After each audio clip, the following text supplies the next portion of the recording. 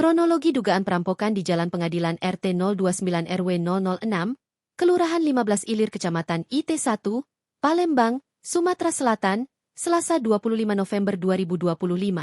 Peristiwa ini menewaskan suami bernama Dharma Kusuma, 52 tahun, dengan luka di leher, sementara sang istri, Yeni Suwandi, 40 tahun, alami kritis dengan luka yang sama. Dari informasi yang didapatkan Sri Poku, peristiwa ini terjadi sekira pukul 21.30 waktu Indonesia Barat.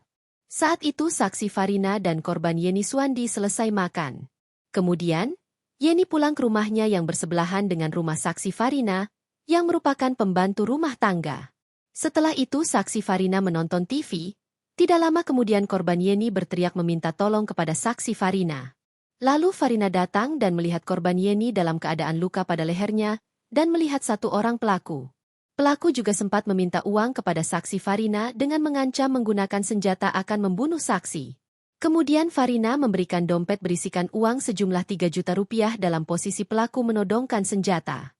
Setelah itu saksi Farina melihat pelaku menggeledah di sekitaran lantai 2. Kemudian Farina, bersama Halim yang merupakan anak Yeni langsung berlari dan langsung mengunci dirinya di dalam kamar. Saat itu sempat menelpon keluarganya bernama Susanto.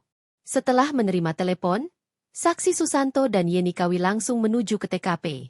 Dan saat sampai di TKP tersebut, saksi Susanto langsung masuk ke dalam rumah korban dan saksi Yeni Kawi hanya menunggu di dalam mobil. Lalu korban Yeni Suwandi saat langsung keluar dari dalam rumah dengan kondisi luka sayat di bagian leher. Oleh saksi Susanto, korban Yeni langsung dibawa ke rumah sakit RK Caritas untuk dilakukan operasi. Sementara suami Yeni Suwandi, Dharma Kusuma, 52 tahun, ditemukan tewas dalam kondisi leher digorok di garasi. Mayat Dharma Kusuma dibawa ke Rumah Sakit Bayangkara M. Hasan Palembang.